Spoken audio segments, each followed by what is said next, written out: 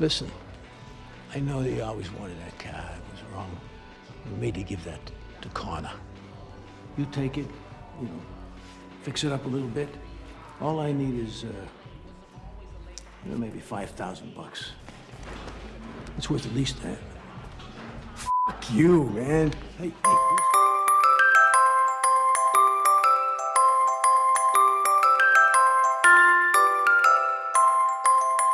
Hey, it's David Levin for Wise Brother Media and Pop Goes the Culture, and today I am here with Pooch Hall, who is on the critically acclaimed Showtime series Ray Donovan as Daryl. You know him best. He was also on The Game. He's got a new movie coming out. Pooch, welcome to the show. Big Dave. Talk to me, Daddy. Good talking to you. So, Ray Donovan, fourth season. You're in the middle of the fourth season, and it's getting a little crazy for you. Yeah, it's getting crazy in a good way because I think for me, I'm able to start to show my potential as far as being an employee of my half-brother, Ray Donovan, who is the title character played by Liev Schreiber. And I think that's all Daryl, because in the beginning, Daryl wasn't accepted by Ray. But now it's kind of like, okay, this Ray Donovan, who's the man, who's also my half-brother, is taking an interest in me to where it's just like I gotta do the job. I can do the job.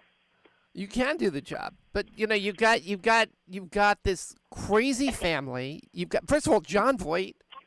How amazing is Jon Voight? The man. He's the man. All caps, full face. He is my dad away from my dad, Dave, and we spent Father's Day together where, he came here and spent he didn't just stop by. He hung out. Wow. And he brought my kids an ice cream maker. And it's just one of these things to where when you have a guy like that, with his reputation and his work ethic and just what he means to Hollywood, it's an honor, and I'm sitting here like, oh my God, like this guy's taking an interest and a liking into me, and that his family, like his daughter, Brad, and his son James, who I'm good friends with, he's got his own projects he's about to start directing, and this guy has taken me in and shown me a lot, and he didn't have to. Talk about street cred. I mean, this guy has been around for decades, all the way back to Midnight Cowboy and beyond. Oh, totally. I can't even begin to tell you how much I appreciate and respect him. Have you learned anything? What can you tell us? What kind of insight can you get? Like, is there a moment, a tidbit that you can tell about Voight on set? I can honestly say that he has a connection to people to where he doesn't shut himself off from people or make you feel uncomfortable to where you don't want to approach or talk to him. So with that being said, it's like he's trying to learn from you just as much as you want to meet or talk to him. And I think that's key. I think as a human being and as a talent, I think that's important because you don't know what someone can bring to the table, what someone's offering, right, or can offer you and benefit you. So I think that's something that I think it's important because that's something I've always done from the game to here to where it's just like I want to know what the crew, what they do, what the crew or the gaffers or the producers, what their life's like outside of Hollywood, because you can't make it in that business and be successful by being a cold, selfish, just shut off to the world type of person. And right. I know sometimes you hear certain stories about certain actors, but before you judge them, you have to kind of know what they're going through because you never know what issues they have or they could be guarded or whatever. But I think it's how you approach them. So right. John, what I've learned from him is his openness and willingness to be humble to where it's like, can you teach me? I don't know, but I want to be taught. Like, oh, John, boy, you should know everything. It's kind of like he doesn't. And he keeps going. Learning from him and learning from Liev is a true blessing, and we're family, Dave. And I think that's one of the reasons why when you guys as the audience tune in, Yeah. You guys see a You sense chemistry and performances that are like, Yeah. holy smokes! Like, I believe they really are family. I really believe that they get along, and we do. And you said that was from the get-go. I mean, the very first scene, you said you walked on there and the tension was thick. Oh my God! You can cut it with a knife, and it was the scene where I think we came to the Fight Club, and I think Ray was already there. This is in the pilot. And I picked up because Mickey had, because I was driving the car at the time, and Mickey had just got landed, and then we said, I went to the Fight Club, and then there's a scene where he's like, yeah, isn't this nice? So Mickey was like, isn't this nice? Hey, with all my boys. Yeah. And the scene was so tense and awesome that I was just like, we got ourselves a hit here. Yeah. We got ourselves a hit. So Leave took a liking to you. You guys have worked out together a little bit, and then he said something to you which led to your next big gig, right? Yes, man. Actually, I have 2 gigs that I've done because of Ray Donovan. But the one that I'm really proud of and excited for is The Bleeder, where I play Muhammad Ali. It's the Chuck Wepner story, who was the real Rocky. Like Sylvester Stallone got the Rocky idea from Chuck Wepner, who got an opportunity to go the distance with the champ. I had heard that Rocky was based on a true story, and this is the actual story that it's based on. Yes. Absolutely. And you're playing Muhammad Ali, which has got to be, it's got to be quite both an honor and a challenge at the same time. No, absolutely, Dave. At first it was a little intimidating. But I think it's probably intimidating for a person who is not a fighter, But because I was a fighter, and, before I knew I was going to ever play Muhammad Ali, I emulated his style. Right. Even one of my boxing outfits was, because we can't be bare-chested and amateurs, but I wore a white tank top, the white trunks with the black stripe, and the white boots. And how's your spontaneous poetry? Oh, I mean, if you look up online, I mean, I was rapping for a little bit. I rapped in high school a little bit. I knew that. But so it's just, but I think even beyond that, I think you have to possess some of them qualities to be able to even fill those shoes, or even to get asked by some of Hollywood's elite to fill that role. And you had to switch up a little bit. I mean, you're right. You're a southpaw. No, I'm originally a southpaw, but then I had to switch my style to match the champs, the greatest. And what I've been saying is that it's almost like if you tell a basketball player who's normally a right-handed shooter, you got to shoot left. If you want to play in this game, you got to shoot left. Yeah. And you're like, okay.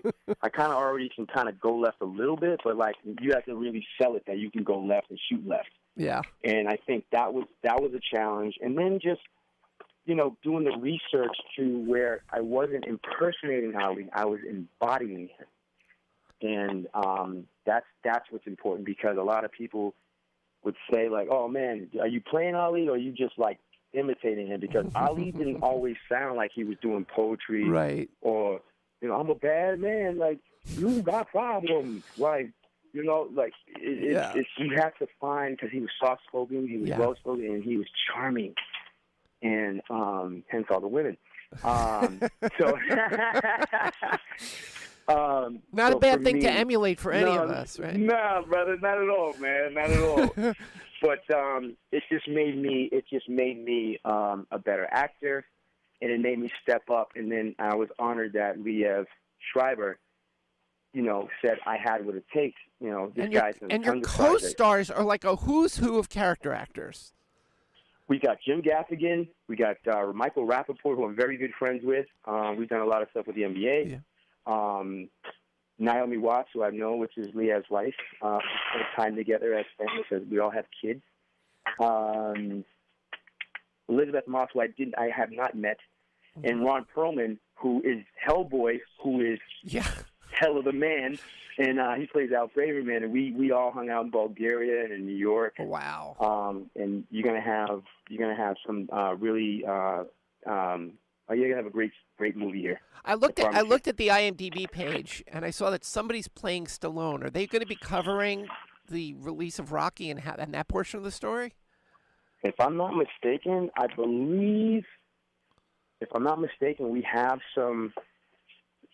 I think Rocky footage, but it's like Rocky. The guy who plays Rocky, he's not playing it like you're Adrian. He's playing it like how Stallone is when he's not. Right. He's playing the actor Stallone, sort of in the story of how Rocky interpreted Chuck Wepner's story. Sure. Got it. Sure, and he nailed it. Wow. He nailed it. Because Wepner sued eventually Stallone, correct? Yeah, they settled out of court, and I think Chuck was happy. I just think Chuck was happy. Good. I mean, it's not like Stallone's going to be upset. Stallone, I mean, he's good. They make it Rocky 10 or 20 or something next, right? Yeah, well, I doubt that Chuck Wepner ever went up against a Russian Superman, you know? No, he didn't, but I think the first, for me, my favorite Rocky, I love the first 4, but 3 is my favorite with Mr. T, who works out at 24 Hour Fitness. But Rocky 3, then 2, then 1, then 4 for me. Well, the first one was real, felt real, and after that, it sort of turned into a comic book. Yeah, I should say I'll say a cartoon comic book. I like comic books. I don't want to say some bad stuff. Yeah, I love comic books. I love comic books and science fiction. All right, one quick question. Okay, if you were going to play a comic book character, who do you want to play? Who hasn't been taken yet? Oh, Jesus. Jesus is not a comic book character. No, Jesus is definitely not a comic book character. He could be, though. There was a comic years ago called Son of God, but which was a parody. I probably would have to say, since they're turning white characters to black ones, I probably. God, that's a good one. Since they haven't done, Hal Jordan, the Black Green. I mean, since they haven't. Jon Stewart. Jon Stewart. Yeah. Jon Stewart. Since they haven't done Jon Stewart, he hasn't been taken yet. All right. I hope the casting directors are listening. Jon Stewart, you heard it here first. Pooch Hall. If it happens, you owe it to me now. Okay, brother. You owe me one. Pooch, anything else we should talk about? What's coming? How can people follow you on Twitter? I have a film called A Dog's Purpose. A Dog's Purpose. A film called A Dog's Purpose coming out, directed by Lasse Hallström. That'll be out January 21st in theaters nationwide. Nice. With Dennis Quaid, Bradley Cooper, and I'm just and other projects that I'm looking for and trying to attach myself to. I mean, I think I've proven myself that I can play on the next level. Yeah, so absolutely. I'm just waiting for my next opportunity and working hard, man, and taking care of my family. Well, start trying out those power rings, buddy. And yeah, I know. I know my ring size. It's 11. That's hilarious. All right, Pooch Hall, thank you for your time today. And on behalf of Wise Brother Media and Pop Goes the Culture, thank you so much. David, I appreciate you, pal, man. You've been great, man, this whole morning. So thank you so much, and let's do this again. I would love it.